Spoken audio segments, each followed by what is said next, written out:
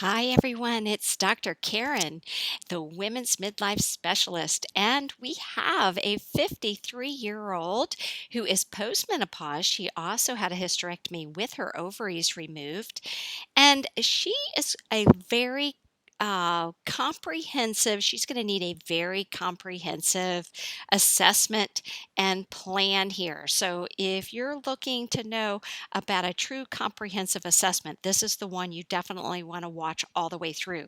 So she's only 53, no ovaries, and she's actually using right now a transdermal Vivel patch, and which is 100% estradiol. Unfortunately, she says the last time she used it was 3 days. So I don't know if that means that she hasn't been wearing it for 3 days, or if that means that she put it on 3 days ago. Um, they're supposed to be changed. A Vivel dot is changed twice weekly. So this may mean that she was at the end of the uh, amount of estradiol that is being supplied. However, it should last 3.5 days. It should actually last at least that long. So um, if she actually took it off and then tested 3 days later, then what we're seeing is, lower than what it would be if she was actually using the patch at the time of the labs. So timing is everything. When you do your labs, you want to actually when you're on a patch, you want to test it in the middle of your cycle of that patch. So for instance, if you put a patch on every 7 days, you want to test it on day 3. If you put a patch on every 3 days, you want to test it at every 1 to 2 days, every day and a half, but that's kind of hard. So if you put it on the night in the evening and not the next morning, but the morning after that would be the perfect time to get your levels. So you want to test it in the middle. So I'm not really sure what we've got going on here. And in addition to that, she uses a topical progesterone that's compounded, but the last time she says she used it was 5 days ago. So again, timing is everything. So her level being 63, that progesterone would be, more indicative of what her compounded progesterone does for her if she had followed the guidelines, which are in a lot of different places. So, the progesterone or any topical, you want to test your hormones 12 hours after your last application to up to 24 hours, not even more than 24 hours. So, somewhere between that 12 and 24 hours. So, I know that I don't get as good of reading if I'm dealing with also this. You know, use 5 days ago. So that's a little bit iffy there. But in any event, when you look at what her labs show as is, I can see that the patch, if she took it off 3 days ago, that sure doesn't hold her for very long. And she's pretty low, zero point 0.6. And that's with estrogen replacement.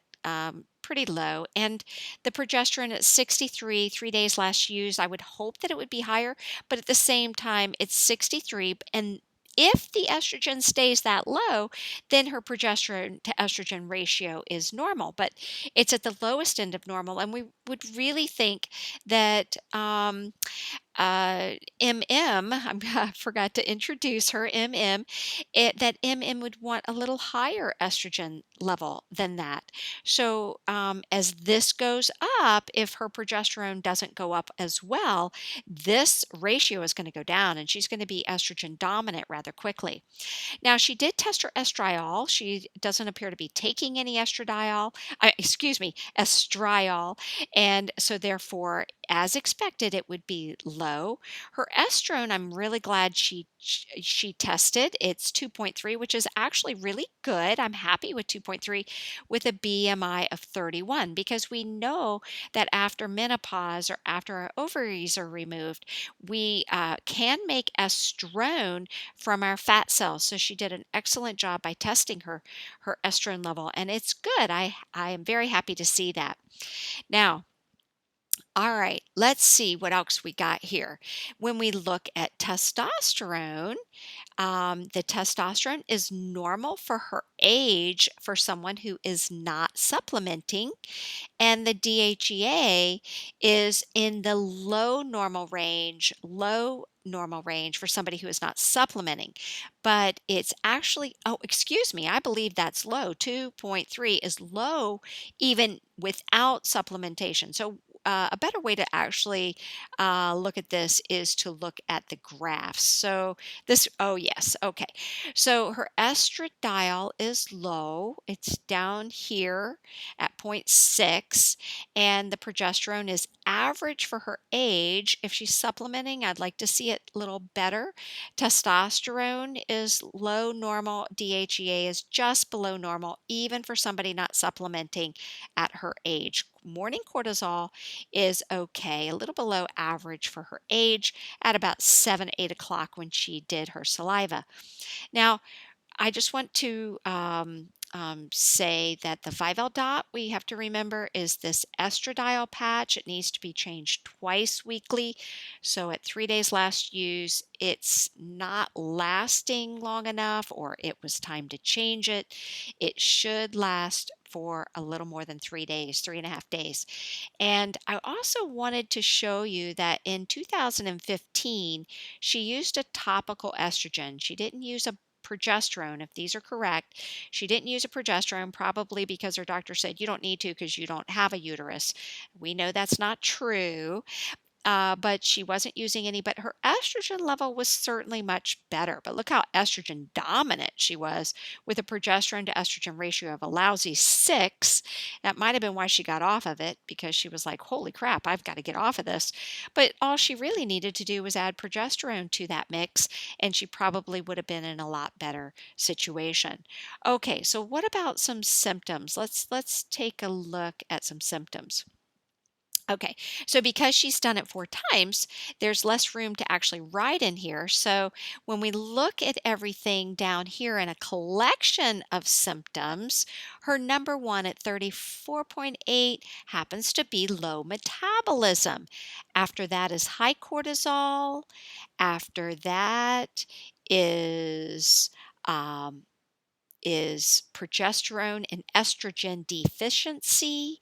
And after that is metabolic syndrome. So we've got low metabolism, high cortisol, low sex hormones of estrogen and progesterone, which is what her labs look like. And then finally, uh, um, metabolic syndrome. All right, so let's see what we're going to do to help MM. Well, the first thing I would recommend is you were doing pretty good on those creams, and I think that you just needed a little progesterone in those creams. And the perfect one really is to get on Hormone Heaven. This is going to give you that nice balance. Get this estradiol as well as estriol. It's going to bring these levels nice, and it's going to improve this progesterone, and then the ratio will be appropriate as well. This is going to give you more youthful levels. So I would start with 2 pumps twice daily. Because you are young at 53 and your ovaries are removed, you may actually need to go to 3 to 4 pumps twice daily, but I would start with 2 and see how you do with that. Now, the amount that you're taking with your estradiol patch, 0.375, that's a little less than 4 pumps a day or 2 pumps twice daily. So by taking Hormone Heaven, using Hormone Heaven 2 pumps twice daily, it's equivalent, actually a little bit more estradiol, and it also has estriol, but a little bit more estradiol than even your patch. And it gives you more, doubles the amount of progesterone you're taking. It gives you 20 milligrams twice daily. So I think this is a much better choice for you. And you did very well here in 2015 on your topicals. So this is going to keep you nice and balanced. And in addition to that, with this DHEA lower than even your age range, you should start using this, or I would recommend start using this DHEA 5 milligrams for a month, and then pop that up to 10 milligrams after about a month.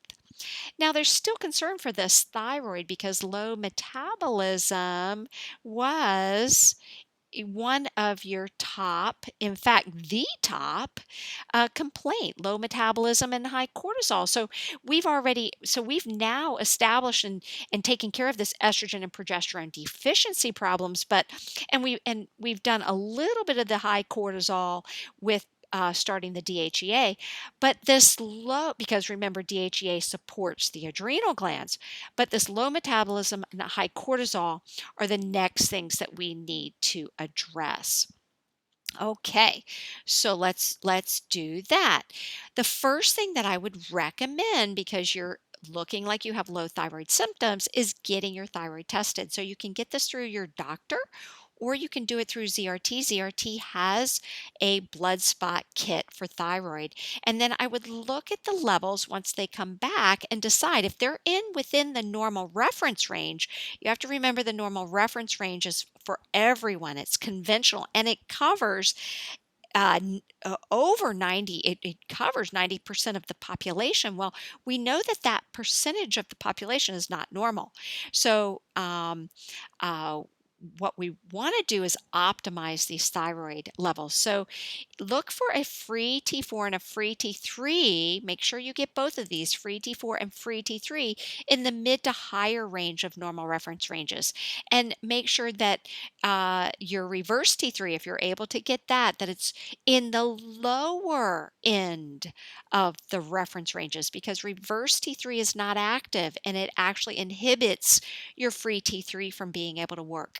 And then you want your TSH, an optimal TH between 0.5 and 1.3. So if all of these things don't exist, if they don't fall in these optimal reference ranges, this is when I recommend the Thyrotain. And this has both your iodine, your nutrients that you need for thyroid, your tyrosine, and it has also this ashwagandha, which is an additional, not only an adaptogenic herb for your adrenal glands, it's also an adaptogenic herb for your adrenal glands. Okay, then what about the adrenal glands? That is still your second, excuse me, actually your estrogen and progesterone deficiencies were your second highest complaints, but adrenals are your third. So how do I figure out which one is best for you? I look at whether or not you have a low cortisol or a normal or high cortisol. The only time I use Adrenal is when you have a low cortisol. So this one is not needed. So you either need Adrenavive or Adaptin-All. And Adrenavive I use when someone is already on a good nutrient supplementation program. So if you already have a good multivitamin on board and a multimineral on board, then I may go for Adrenavive. If you don't, then I recommend this one. So it's either Adrenavive with a good nutrient supplementation program. That's really my favorite, because you need nutrients for everything, not just adrenal glands and thyroid gland, but you need it for every enzyme system, every enzyme, uh, uh, every time that you perform any function in your body, you need nutrients. So it's not just with hormones. So Adrenavive with a nutrient program, or Adaptin-All if you just don't want to take a nutrient supplement, which I don't understand. But, I have run across that. So this is how I determine what to use. So here you are in a nutshell. I know it's a lot, so I put it all together. We're starting with 2 pumps twice daily of the Hormone Heaven, and this is equivalent basically to that patch, doubles the amount of progesterone you have. So as that estradiol comes up, you may want to even increase this to 3 pumps. I don't know that at your age 2 pumps twice a day without any ovaries is going to be enough for you. I'm excited that your estrone is normal, because this is excellent for you in that sense. So in addition to that, we want to go with the DHEA at 5 milligrams for a month, and then pop that up. Test your thyroid and see whether or not you need Thyrotain. And then, of course, either the Adrenavive with a nice comprehensive nutrient supplement, or instead of these two, adding Adaptin-All. Okay, and then of course, as always, we want to use that skinny plate and we want this low glycemic carbohydrate, healthy fat, and adequate protein diet. So I hope that was really helpful for you, MM, and it was nice to be able to help you. And give me a thumbs up and tell me what you think. And don't forget to thank me. All right. Have a wonderful day, and I'll see you soon. Bye bye.